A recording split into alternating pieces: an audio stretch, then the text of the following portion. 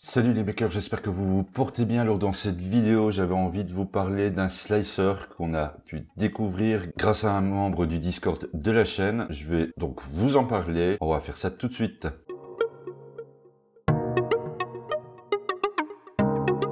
Mais avant de commencer, un petit message d'autopromo pour vous rappeler que vous pouvez soutenir la chaîne de différentes façons, que ça soit en vous abonnant, en activant la cloche ou en utilisant les liens d'affiliation qui se trouvent dans la description. Ça aide vraiment énormément cette chaîne et ça lui permet d'évoluer. Donc n'hésitez pas à y jeter un œil. Et maintenant, place à la vidéo. Alors ce slicer, c'est Idea Maker de Race 3D et je vous avoue, je le connaissais pas du tout. C'est un slicer au départ qui a été conçu pour leurs imprimantes, mais aussi ouvert à d'autres machines à partir du moment où on va créer notre profil pour celle-ci. Ici dans cette vidéo, je vais dans un premier temps vous montrer comment ça se passe pour son installation, comment configurer votre machine pour que vous puissiez au final imprimer une pièce déjà avec les paramètres par défaut. Pour le télécharger, rendez-vous sur le site race3d.com/IdeaMaker, vous avez le bouton Free Download, je vous mets le lien dans la description. Il est disponible pour Windows, pour Mac, pour Linux en 32 bits et en Linux 64 bits. Donc déjà là, au niveau des plateformes, vous devriez facilement pouvoir vous y retrouver. Je vais télécharger en ce qui me concerne la version Windows. Vous allez voir en plus, c'est un fichier qui est vraiment très léger. Le slicer en lui-même fait 60 mégas. À côté de Cura par exemple, c'est vraiment pas grand chose. Au niveau de l'installation, je vous laisse faire. Il suffit de lancer l'exécutable, faire OK, faire suivant, OK pour la destination et vous vous retrouvez ensuite sur l'interface d'Idea Maker. Je vais vous montrer comment installer votre imprimante. Il est relativement récent, il n'y a pas de profil prédéfini pour vos machines. Il va falloir le créer vous-même. Et vous allez voir, c'est vraiment pas très compliqué. On se rend ici, une fois lancé dans le menu imprimante, vous avez là en dessous un configuration wizard. Dans la liste, vous allez retrouver évidemment toutes les machines de Race 3D, mais vous pouvez tout à fait créer une nouvelle machine en venant ici sur autre. Pour les utilisateurs de Simplify 3D, vous allez voir qu'au fur et à mesure, vous allez y retrouver une certaine familiarité dans les menus. Alors je vais commencer ici tout simplement par donner le nom de ma machine. J'ai une AlphaWise U30. Pour l'abréviation, je vais mettre U30 tout simplement. Le diamètre de ma buse, ici, donc elle est en 0,4. Au niveau de sa taille, c'est un 220, 220, 250. J'ai un plateau chauffant. Je vais laisser ici activer le contrôle de la vitesse. La forme du plateau est rectangulaire. Mon firmware est Marlin. J'ai un seul extrudeur. Pour le moment, au niveau ici de l'extrudeur principal, c'est la matière qu'on va sortir. Vous allez voir après qu'on peut changer et créer des profils. Donc là, je vais le laisser tout simplement par défaut. L'impression dans l'ordre séquentiel, donc ça c'est quand vous imprimez une pièce après l'autre. Vous pouvez définir la hauteur du portique, donc c'est à quelle hauteur se trouve celui-ci pour ne pas que les pièces se touchent lors de son déplacement d'une impression à une autre sur le plateau. Pour ce faire, vous mesurez en gros la distance entre votre plateau et le profilé de votre axe X quand celui-ci se trouve au plus bas. Je suis à peu près à 40 mm. Pour laisser un petit peu de marge, je vais mettre ici 50 mm. Au niveau de l'export du G-code, donc c'est quand on a terminé la découpe, c'est soit l'exporter vers le disque local ou le télécharger vers l'imprimante. Étant donné que je n'ai pas de machine de leur marque, je fais l'export vers le disque local. Alors je vais vous le dire tout de suite, pour ceux qui utilisent comme moi Octoprint, comme pour Simplify 3D, il n'y a pas pour le moment en tout cas de plugin dans ce slicer. Vous ne pourrez donc pas vous connecter, que ça soit par USB ou par justement un plugin à Octoprint. On valide et ici donc je me retrouve avec le plateau de mon U30 prête à travailler. Au niveau de l'interface en elle-même, moi je la trouve extrêmement simple. Vous avez la possibilité d'ajouter des objets, d'en supprimer au cas où, donc vous venez ici pour supprimer l'objet. Vous avez les commandes classiques de rotation. Alors par contre, petit truc, c'est qu'au niveau de la rotation, c'est vraiment extrêmement fluide. Vous voyez que vous pouvez partir très vite d'un côté ou de l'autre. Vous avez le bouton échelle, vous allez vraiment y retrouver les mêmes choses que dans votre slicer habituel. Le petit côté ici par icône, franchement, j'aime beaucoup. Vous avez ici un bouton qui va vous permettre de faire la taille maximale de votre objet sur le plateau. Alors ça peut être, voilà, on peut se retrouver très facilement avec un objet immense. Là, mon Moai va du coup passer à une hauteur de 249 mm de haut. C'est vraiment énorme. On revient avec un petit CTRL Z. Vous avez aussi la fonction dupliquer qui est directement accessible via les icônes au-dessus. Et comme vous le voyez, c'est vraiment très rapide. Pour ceux qui sont sur Cura 4.5 par exemple pour l'instant, je sais pas si vous l'avez remarqué, mais il est extrêmement lent dans tout ce qu'il fait, ne fût-ce que le lancement, la découpe, enfin bref, c'est vraiment devenu une vraie usine à gaz. Ici, c'est très rapide. Et évidemment, à chaque fois, un simple CTRL Z vous permet de revenir en arrière. Alors au niveau de la découpe, ça change aussi un petit peu au niveau de nos habitudes Cura par exemple. Alors je vous fais la comparaison Cura parce que je n'utilise pas Simplify 3D, mais à première vue, là par contre, c'est très similaire pour les réglages de découpe. On vient ici dans le menu Slice, démarrer le Slice, et vous allez voir que tout ce qui va suivre ressemble énormément à l'interface de Simplify. Ici, dans le filament, on va pouvoir créer justement des nouveaux profils de matériaux. Vous pouvez donc ici choisir PLA. On va dire que là, je vais l'imprimer avec le filament de chez Composant en or. C'est bien un diamètre de 1,75. Pour le reste, je vais pas trop y regarder au niveau de la densité, au niveau du prix, parce que je les ai pas sous les yeux, mais vous pouvez tout à fait les rentrer à l'intérieur. Et au niveau des débits, je vais le remettre à 100%. Je vais sauvegarder. Et donc ici, dans mon extrudeur principal, j'ai le composant Gold.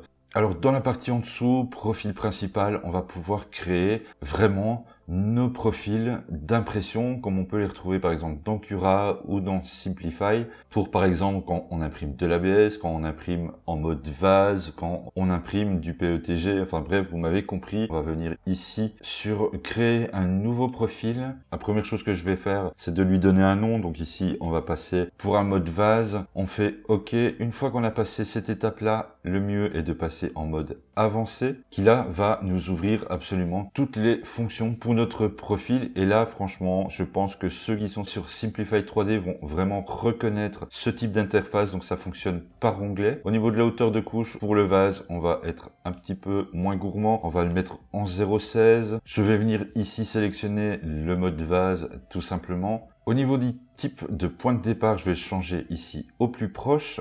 On va placer la jointure sur aucun. On va passer maintenant à l'extrudeur. C'est une buse de 0,4. La vitesse de rétraction, vous pouvez la modifier. Quand vous ne connaissez pas une des fonctions, vous venez tout simplement mettre votre souris dessus et il va vous placer une petite explication. La majorité se trouve en français, mais c'est vrai qu'il existe encore des traductions qui n'ont pas été faites apparemment. Au niveau du remplissage, je vais pas m'en occuper étant donné que je suis en mode vase. Au niveau de l'adhérence, vous avez le choix entre les jupes, les bordures uniquement, les radeaux uniquement, les radeaux et les jupes. Et les radeaux avec bordure. Donc là, si votre pièce n'accroche pas à votre plateau, je comprends pas parce qu'il y a vraiment plus d'options que ce qu'on a d'habitude d'avoir, qui sont simplement soit aucun, jupe, bordure ou radeau. On a ici la température, donc là par défaut, il est à 45 degrés. Je vais quand même le mettre plus haut en le plaçant à 65 degrés, comme j'ai l'habitude de le faire tout simplement dans Cura. On a ici la vitesse, je vais la diminuer étant donné que c'est un vase. Je vais le mettre à 40. Et ici, vous allez pouvoir retrouver le G-code de démarrage qui est celui-ci. Alors évidemment pour moi là il ne fonctionnera pas car avec le BL Touch je vais devoir le changer. Pour ce faire je vais récupérer mon G-code de Cura. Alors pour ça je viens ici dans Cura, dans mon profil, gérer les imprimantes, paramètres de la machine et je vais récupérer donc le G-code qui se trouve ici.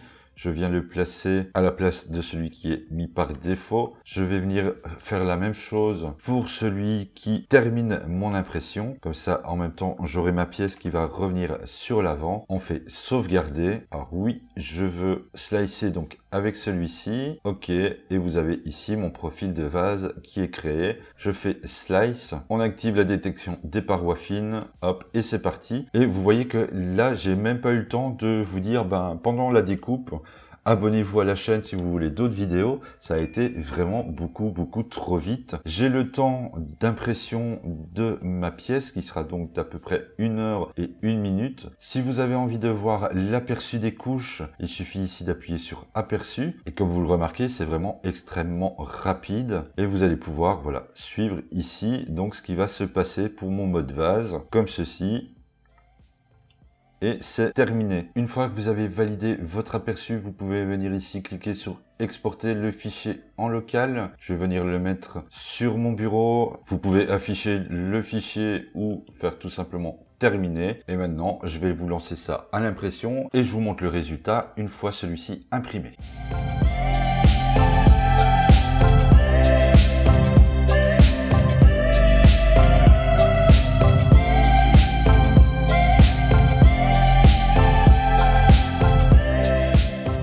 Alors, quelques petites impressions plus tard, je vais vous faire un petit retour vraiment à chaud, étant donné que je l'ai vraiment pas utilisé très longtemps jusque maintenant. Je vais déjà vous donner quelques petites impressions que j'ai sur ce slicer, en bon comme en mauvais, sur les tests que j'ai pu faire. Alors, dans l'ensemble, je le trouve relativement intuitif.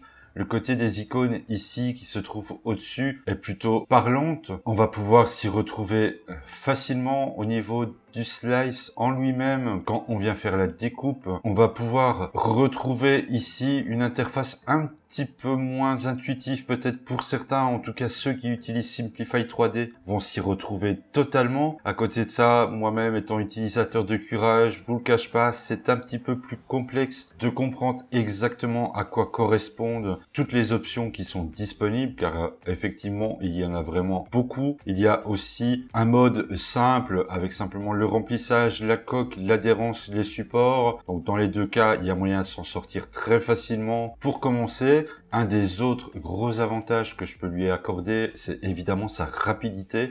Déjà, le soft en lui-même est très léger, il fait à peu près 60 mégas, un peu moins de 60 mégas même. Son temps de calcul, la découpe est vraiment très rapide. À côté de ça, un des gros points noirs pour moi, c'est la possibilité de le connecter à Octoprint et d'envoyer mes fichiers directement sur celui-ci. Alors c'est pas réellement handicapant, on peut passer par l'export local, donc avoir son fichier sur le bureau et ensuite l'importer dans Octoprint. Mais il est vrai qu'après être habitué dans Cura à avoir le plugin Octoprint et la connexion directe à celui-ci, ça change un petit peu. Peut-être que c'est quelque chose qui viendra dans le futur, je l'espère, ce serait vraiment très intéressant, car ici on a une fonction connectée, mais qui apparemment est vraiment réservée aux machines de la marque. Alors niveau comparatif d'impression, je n'ai pas non plus imprimé énormément de pièces, je réserve ça pour un peu plus tard, mais j'ai quand même fait quelques tests. J'ai utilisé tout simplement ici les fonctions par défaut, donc j'ai juste créé un profil, je lui ai mis une valeur de 0,16 pour l'impression, j'ai activé le mode vase, j'ai réglé 2-3 petites choses comme la température du filament, la température de mon plateau. Mon G-code de démarrage et mon G-code de fin sont identiques entre IDEA Maker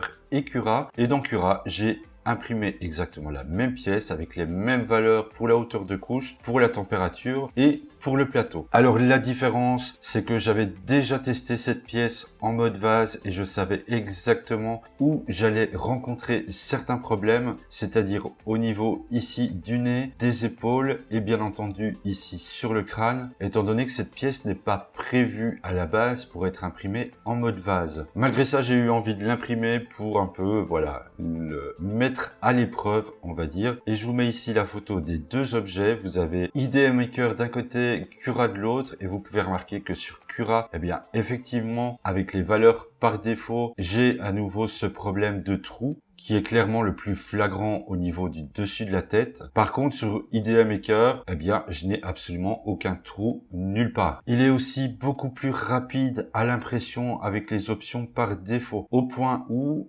dans Octoprint, celui-ci n'arrive pas vraiment à suivre au niveau du temps d'impression. Alors, il imprime très bien, mais pour ceux qui trouvent que le temps d'impression qui est donné dans le slicer et le temps d'impression réel est en général inférieur à la réalité, eh bien ici vous allez être surpris parce que Octoprint, arrivé à 90%, eh bien a fini l'impression de la pièce. Et quand je dis terminé, c'est réellement terminé, ce n'est pas un défaut, la pièce est totalement imprimée. Et au niveau d'Octoprint, on a du coup un passage de 90 à 100% en une fraction de seconde, ce qui fait que en fait, le temps de IDEA Maker serait approximativement déjà supérieur à la réalité.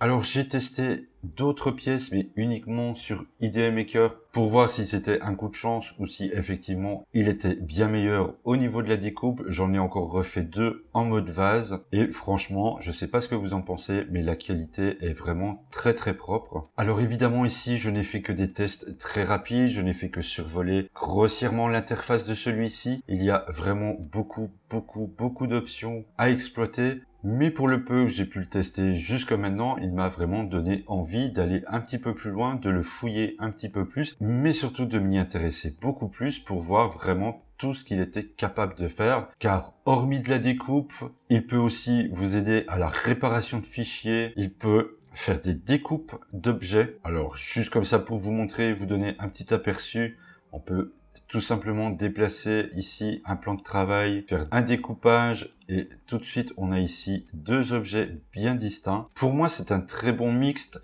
entre Cura, Simplify et même 3D Builder pour ceux qui connaissent. Je pense que c'est vraiment un slicer que vous devriez tester, ça vaut vraiment la peine.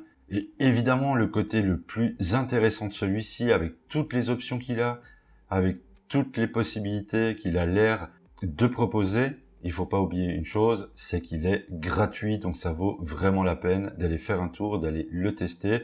Alors je sais pas si parmi vous, il y en a déjà qui le connaissent, qui l'utilisent. Si c'est le cas, n'hésitez pas à laisser un commentaire pour nous faire un retour sur votre propre expérience. Moi, je vous le mets en lien dans la description, n'hésitez pas une seconde. Si vous voulez que j'approfondisse le sujet sur ce slicer, n'hésitez pas aussi à le mettre dans les commentaires. Placez votre petit pouce, partagez la vidéo, comme ça je saurai si je continue sur ma lancée. Et moi je vous dis à bientôt dans une autre vidéo.